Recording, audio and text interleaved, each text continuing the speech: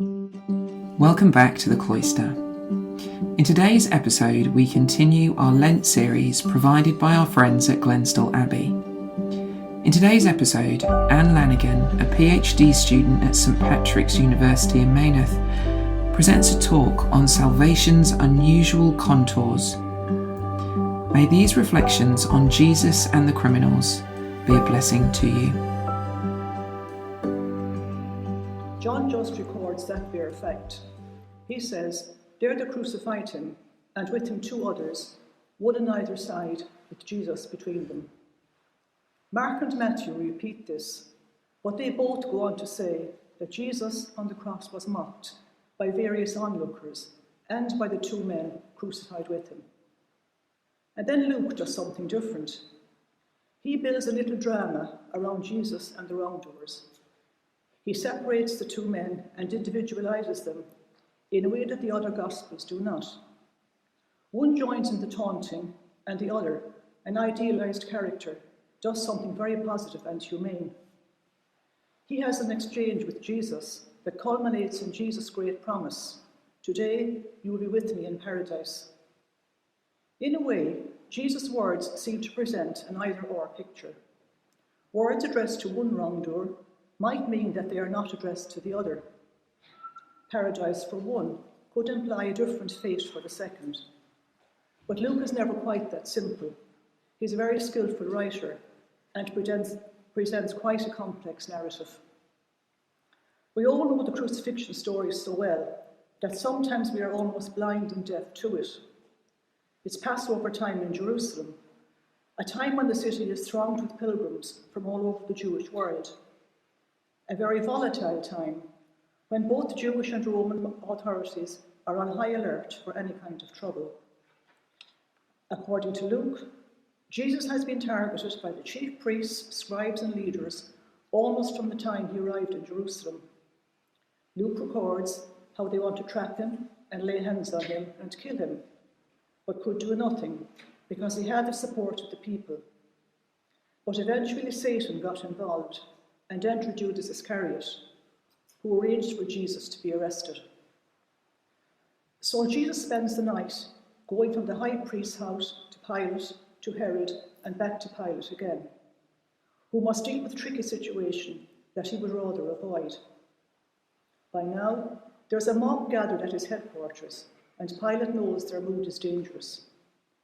Telling the crowd that neither he nor Herod have found Jesus guilty of anything, he says that he will release him, but not until after he has flogged this man, whom he admits to be innocent of any crime, itself a perversion of justice.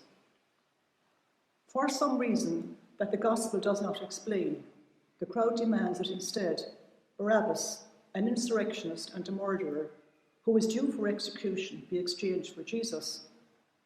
Twice Pilate tries to reason with them, but to no avail, and eventually he capitulates. So Jesus is handed over and led away. And now, in verse 32, in the Gospel, the wrongdoers enter. Luke tells us, two others also, who are criminals, were led away, the same language as Jesus, to be put to death with him. While Luke records that just Jesus and two others were due for crucifixion on this day, it's quite likely that a larger number than this were executed. Rome was very efficient in going about its business, and mass executions were common and efficient. But Luke chooses to highlight two wrongdoers, not 3 or 4 or more. This is because throughout the Gospel, he has what some call a preference for pairs, others call narrative twins, and others call triangular situations. This means that two characters, one idealized and the other more realistic, encounter Jesus and respond differently to him. For example, a reader of the Gospel has already met Simon and the anointing woman, Levi and the Pharisees, Martha and Mary, Zacchaeus and the disapproving crowd. Here, by introducing two wrongdoers, there is an expectation that here is another pair who will be juxtaposed, or compared and contrasted with one another, and will face decisions concerning Jesus. So we have true and we have wrongdoers. It's hard to know what to call them, so I generally use wrongdoers. In English translations of the New Testament, they can be thieves, bandits, criminals, outlaws, brigands. The Greek word that Luke uses, kakurgos, is a broad expression for any kind of lawbreaker. It could mean anyone from a minor offender to someone engaged in something far more serious. There are various terms that Luke avoids concerning them. The first two concern insurrection and murder, stasis and phonos, and are associated with Barabbas. The third term that Luke avoids is listes. Listes is what Mark, Matthew, and John call them. The Lucan narrator uses this in the parable of the Good Samaritan to describe the bandits who stripped, beat, and left half dead the traveller on the road to Jericho.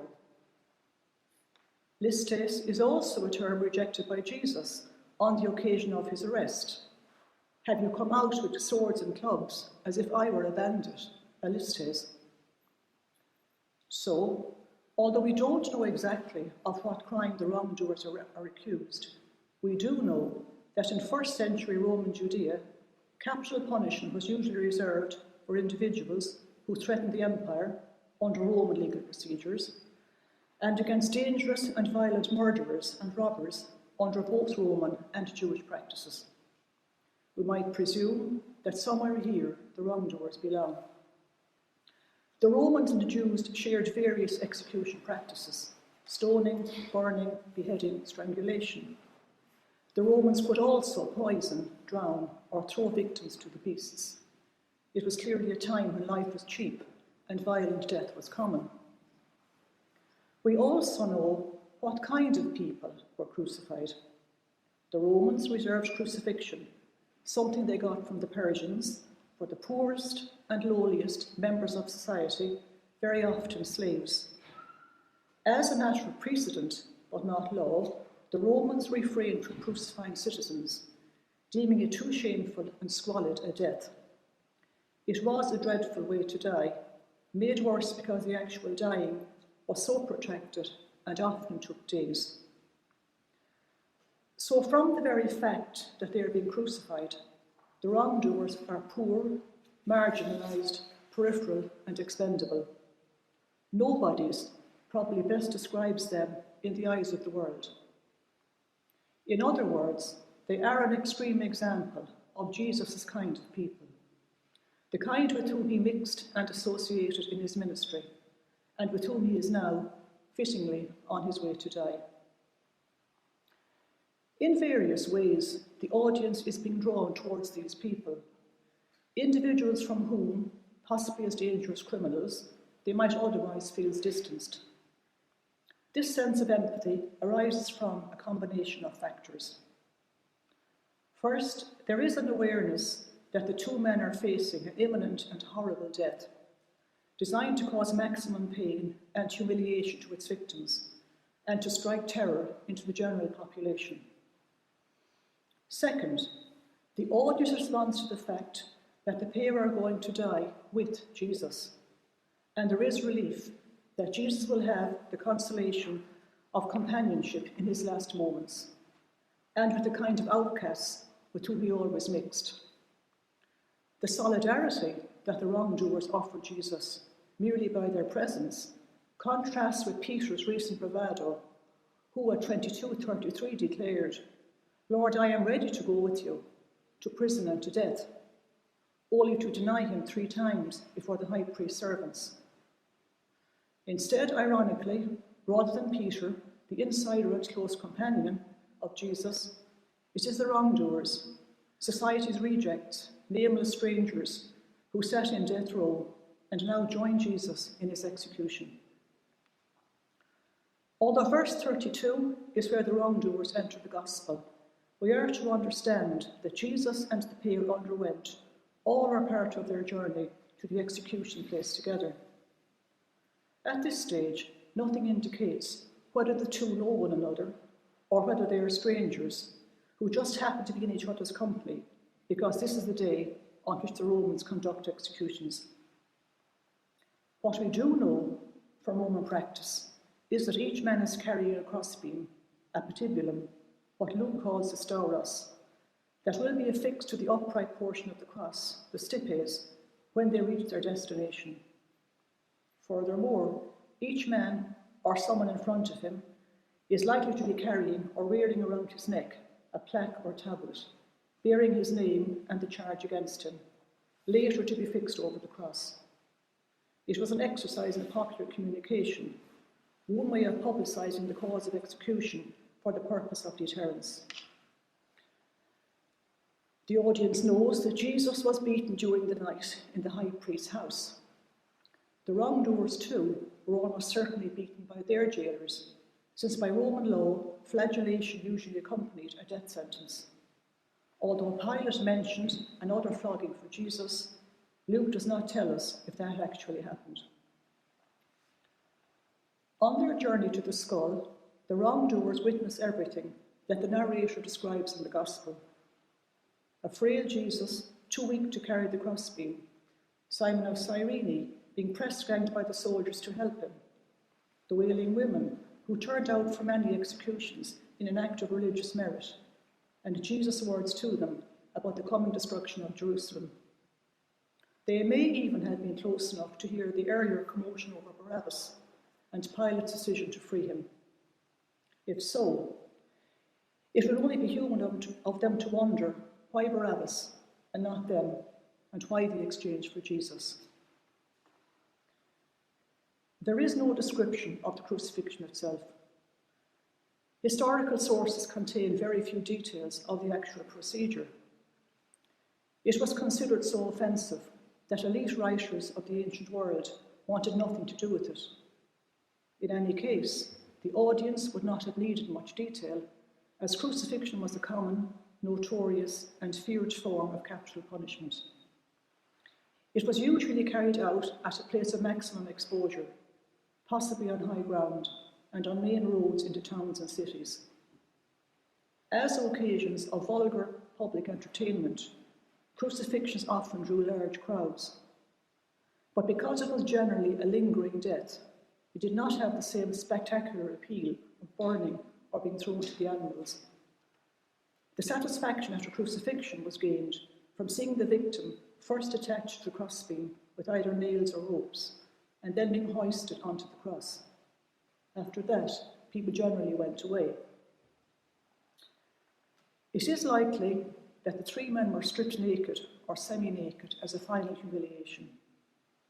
While stripping was degrading for all victims, signifying their nothingness and helplessness, it was particularly shameful for Jews.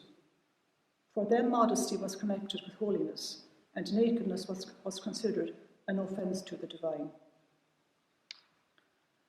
Luke continues the solidarity of Jesus and the wrongdoers. He tells us, when they came to the place that is called the skull, they crucified Jesus there with the criminals, one on his right and one on his left. Having arrived together, the three are now crucified together. Jesus' middle position fulfills the words that he spoke about himself at the Last Supper, citing Isaiah, and he was counted among the lawless. The emphasis on the centrality of Jesus creates a spatial symmetry, allowing readers to picture the scene and to focus on Jesus, the one in the prominent central position. The description enables the readers to see what anyone that day at the skull would have seen, whether the crowds, the soldiers, the leaders, the execution squad, the acquaintances of Jesus, his women followers, casual passers-by on the highway, and any family or friends who may have accompanied the wrongdoers. At this point, the wrongdoers disappear temporarily from the narrative. They are not mentioned again until verse 39, leaving Jesus at the centre of audience attention. However, they are present throughout the intervening verses as close observers and interpreters of events. This is what they see and hear. So Luke tells us, then Jesus said, "Father, forgive them, for they do not know what they are doing." and they cast lots to divide his clothing. And the people stood by watching, but the leaders scoffed at him, saying, "He saved others, let him save himself, if he is the Messiah of God, his chosen one." The soldiers also mocked him, coming up and offering him sour wine, and saying, "If you are the King of the Jews, save yourself." There was also an inscription over him, "This is the King of the Jews." So the wrongdoers hear of forgiving Jesus speaking to her Father, and mocking and taunting coming from two sources, the leaders and the soldiers, using language and ideas suited to their different religious and cultural backgrounds.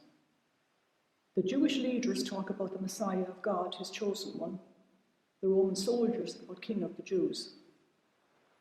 Each group in its own way challenges the identity of Jesus, who he is, and demands that he prove his messiahship and kingship by saving himself, by coming down from the cross and escaping death.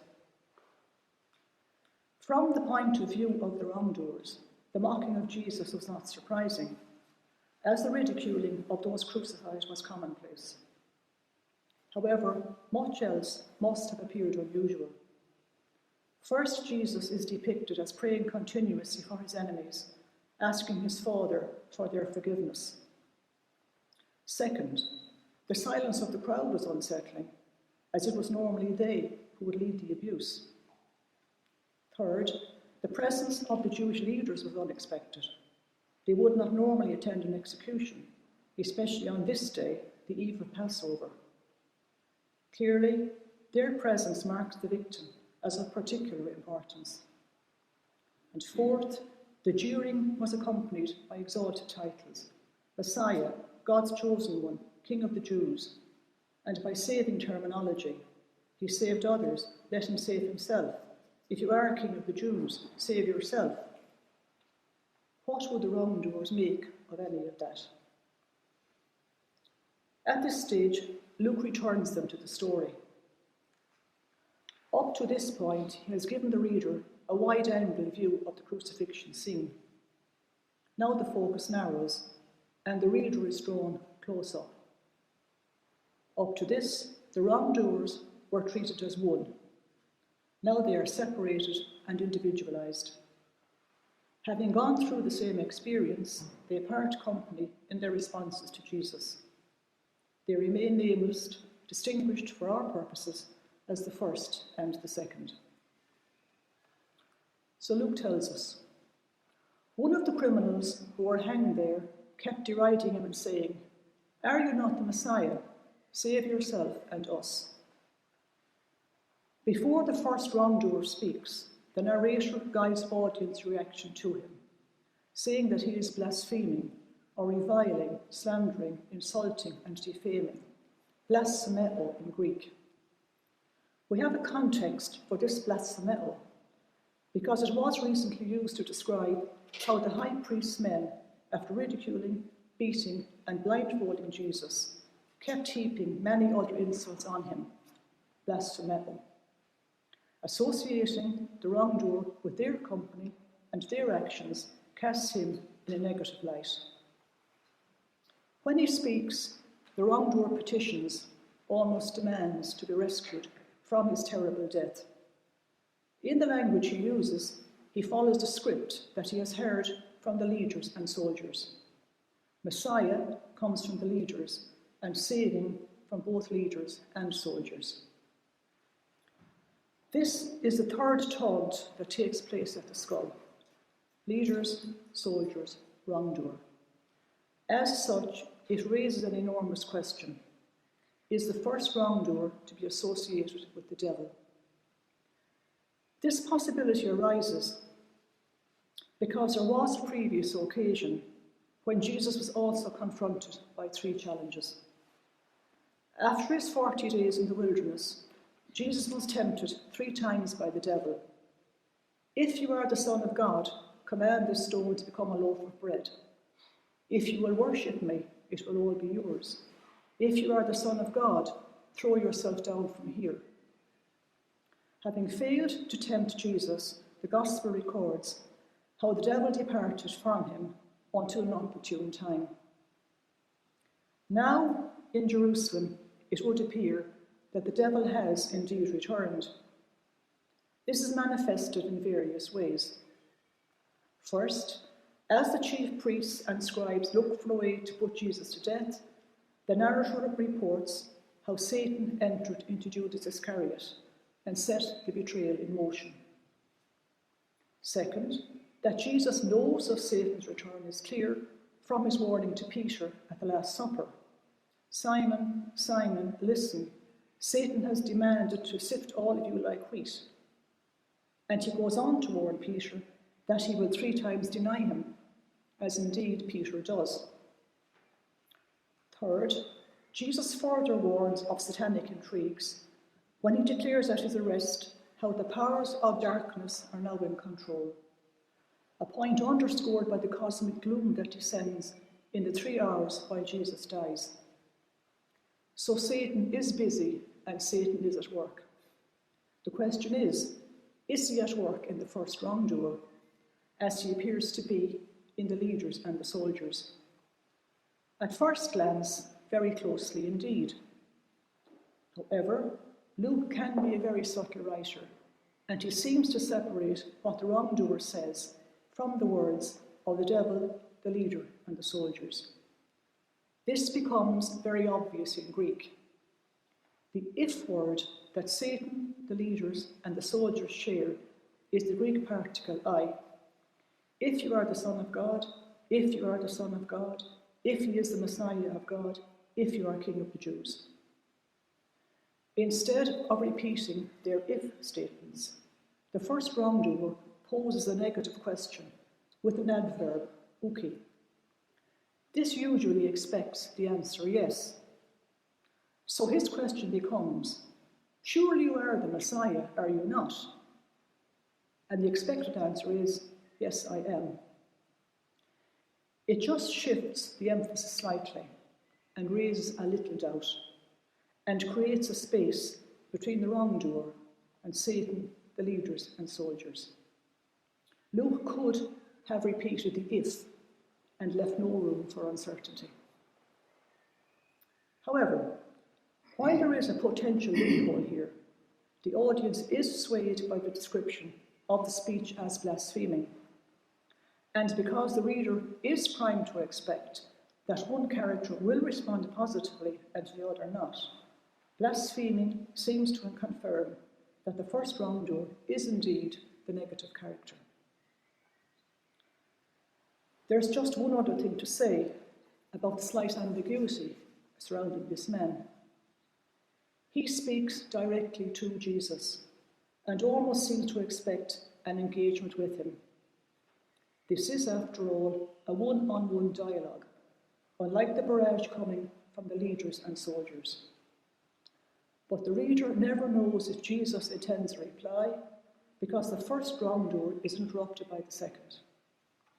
Normally, the Lucan Jesus responds to challenges, but now he allows the second wrongdoer to speak, and so gives him unusual prominence and affirmation. So what does he say? Luke tells us, but the other rebuked him, saying, do you not fear God, since you are under the same sentence of condemnation? And we ourselves have been condemned justly, for we are getting what we deserve for our deeds. But this man has done nothing wrong.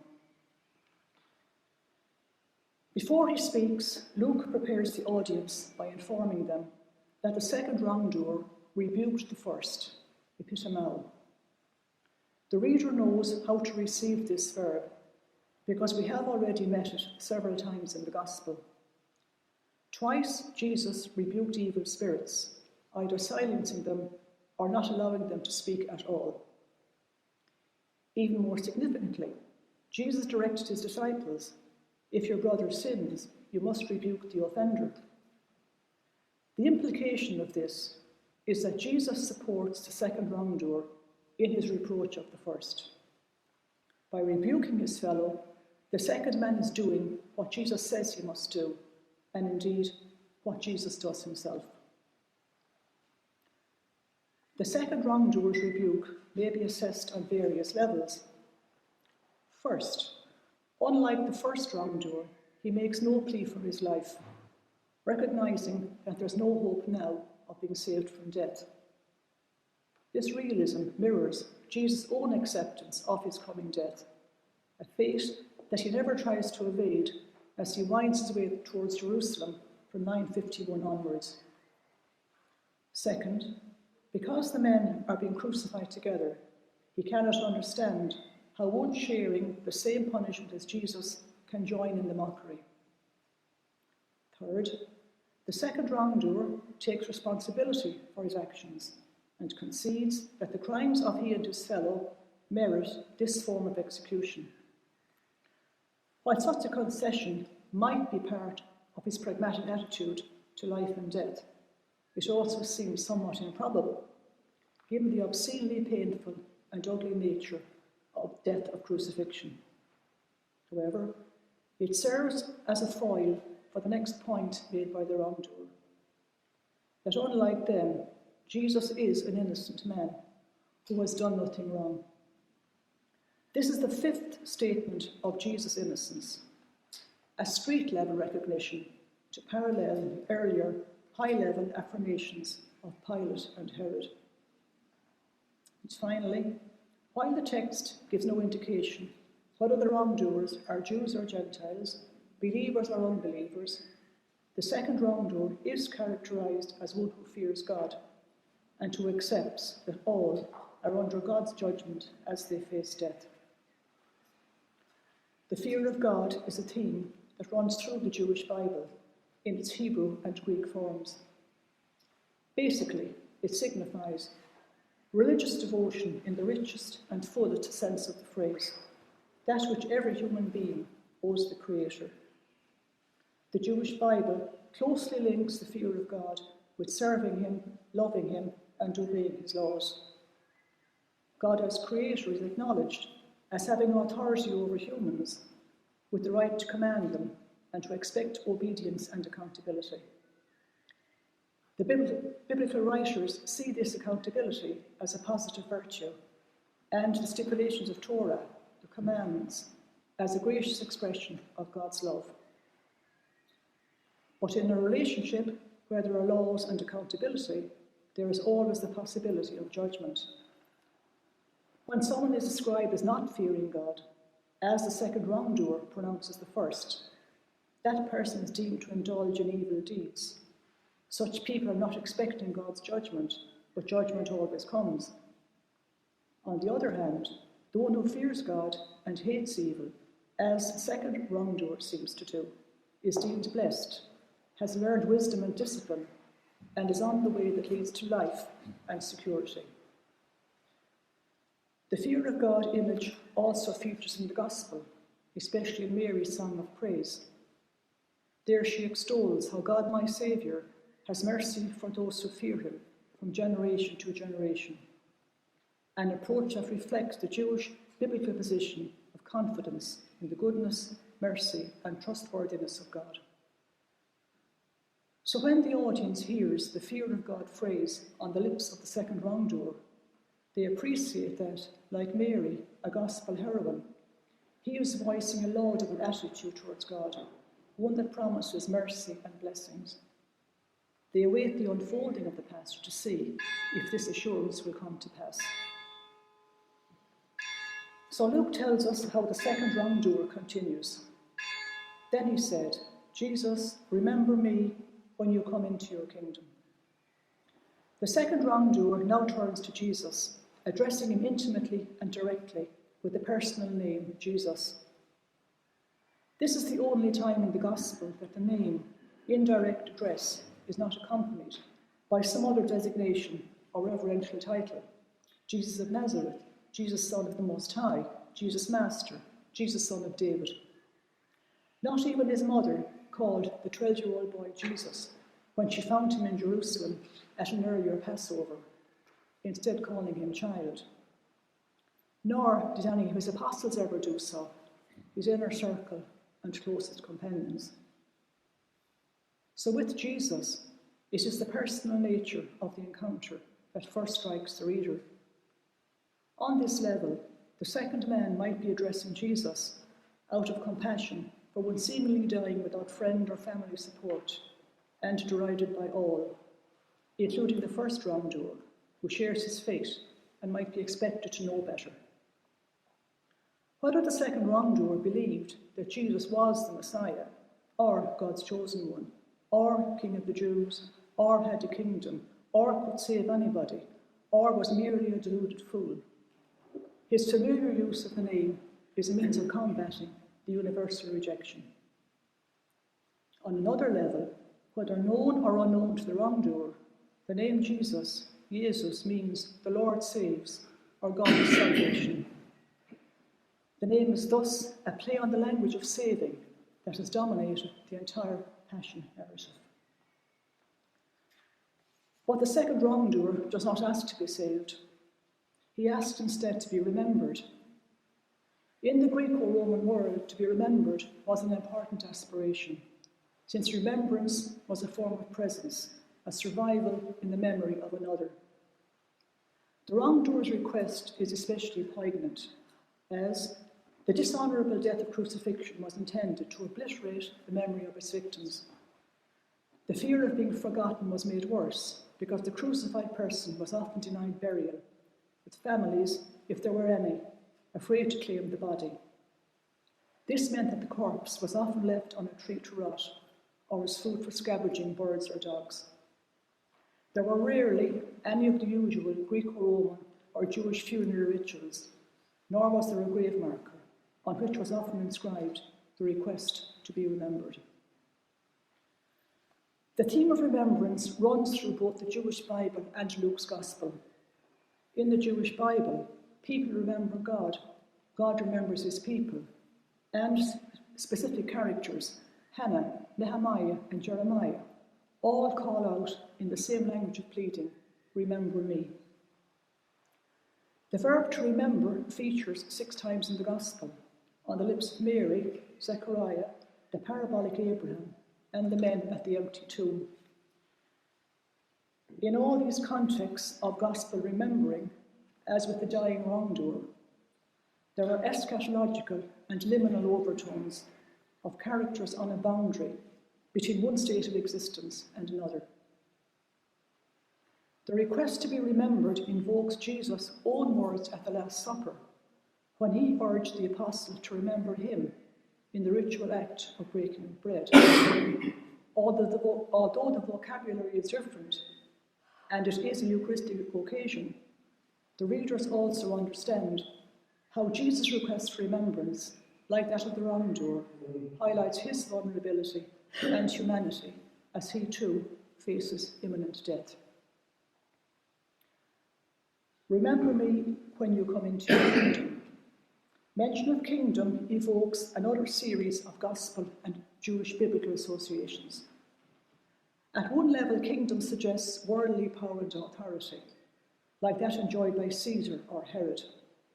However, it is the kingdom of God metaphor that resonates most, because it is a central component in the teaching of the Luke and Jesus. He directly employs the term 25 times and implies it on other occasions. Kingdom is a metaphor that runs through the Jewish Bible, suggesting not a space or place, but a dynamic notion of God ruling powerfully over his creation and his people. The Gospel reinterprets and reshapes this image of kingdom in terms of its relationship to the coming of Jesus. The narrative proposes that the kingdom has arrived in some way or to some degree, however partially or symbolically, in his person and his ministry. Jesus' words, deeds, and reordering of human relationships are signs of the kingdom's evidence, here and now, realised in the present moment. This is especially obvious in his cures and healings, in his dealings with life's unfortunates, and the many who have fallen by the wayside. But the gospel also presents the kingdom as a future yet imminent phenomenon, attested by the prayer of Jesus, let your kingdom come. So the wrongdoer's request to be remembered in the kingdom infers a recognition, however instinctive, that all those sneering have missed. that the one who is being mocked as Messiah and King, who is dying as a condemned wrongdoer, really is the royal Messiah, and that his shameful death does not end his claim to royal power, but is the means by which he will achieve it. Amazingly, the second wrongdoer seems to have no difficulty in differentiating between the appearance of the man dying on the cross and the mysterious reality of messiahship and kingdom. So while the second wrongdoer is being idealized as a model character of perception and insight, there is one unfavorable comparison being raised with his companion. While the first wrongdoer includes his fellow accused in his plea, save yourself and us, the second man merely requests remembrance for himself, remember me. By excluding his associate, the second wrongdoer replicates the lack of solidarity for which he berated his companion when he turned to Jesus. Again, it's Luke's way of nuancing characters, of leaving a little window of doubt or ambiguity concerning them.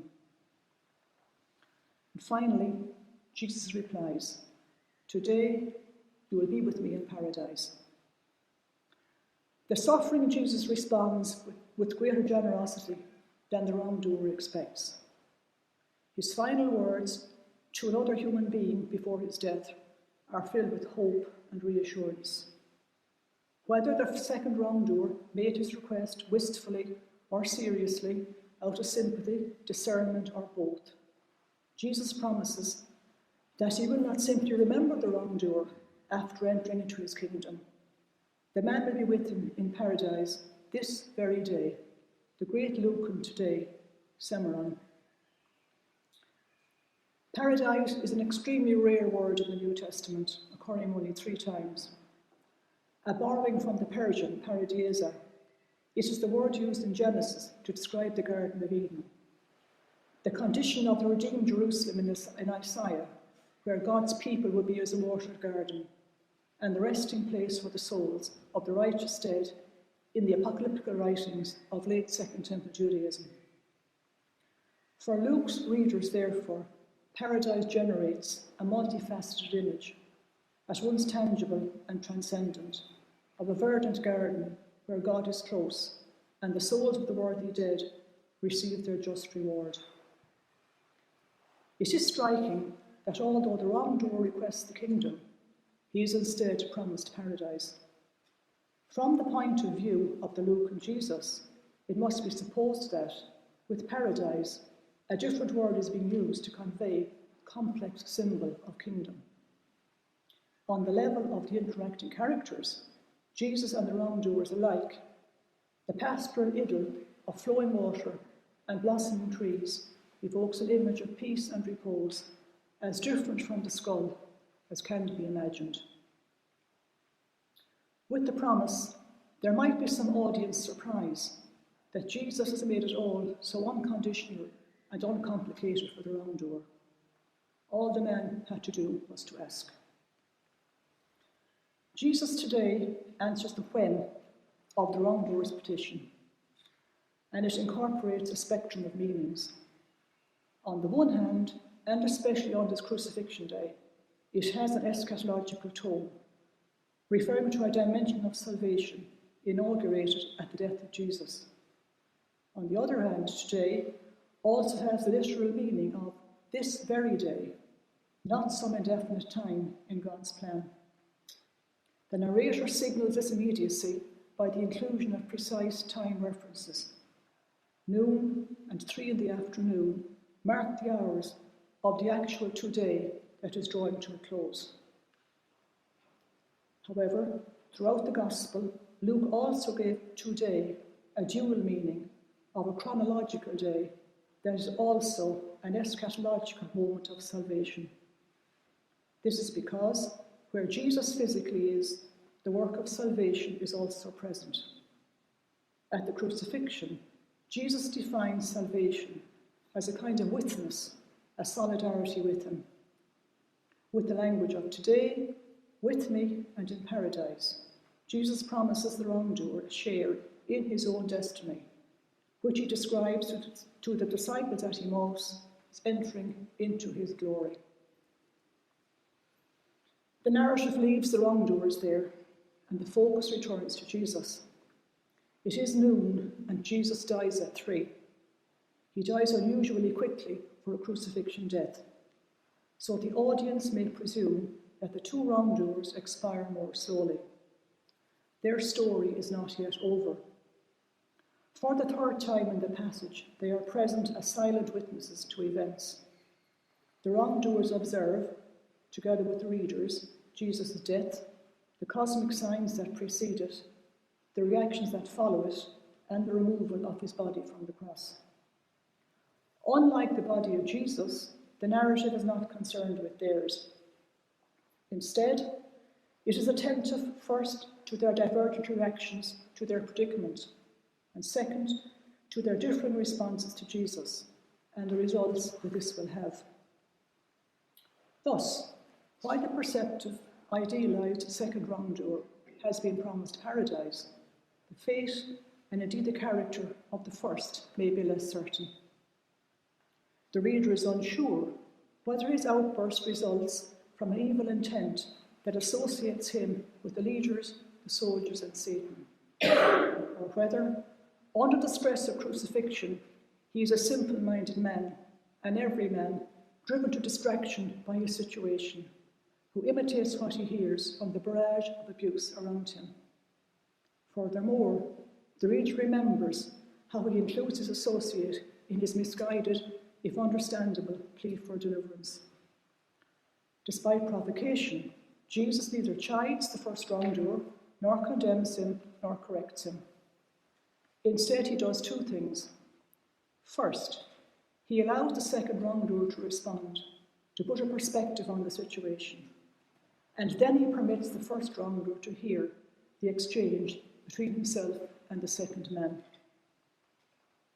While he awaited death, the first wrongdoer had time to consider the strange events in which he found himself a first-hand participant, culminating in his companion's reprimand, the dialogue between him and Jesus, and the promise of paradise. The second wrongdoer's story is unfinished. In this he resembles various other characters in the Gospel, Simon the Pharisee, Martha, the elder son in the parable, who are all portrayed as negative but ultimately open characters, who are left on a threshold of decision and potential change, where the reader never knows the outcome.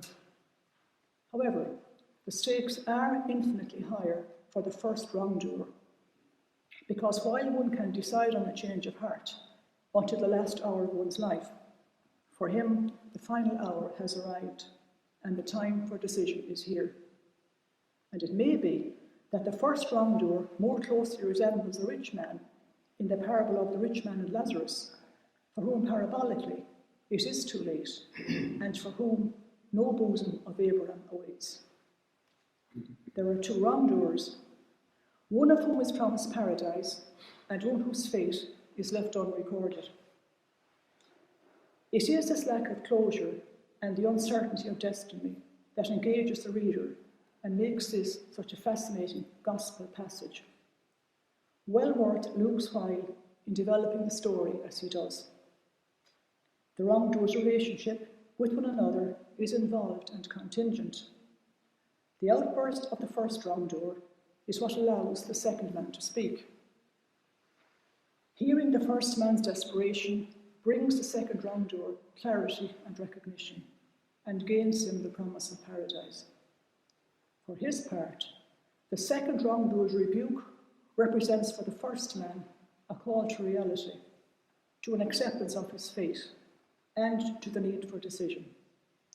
It thus provides him with an opportunity that he may never have recognised and he may or may not take. And I'll finish.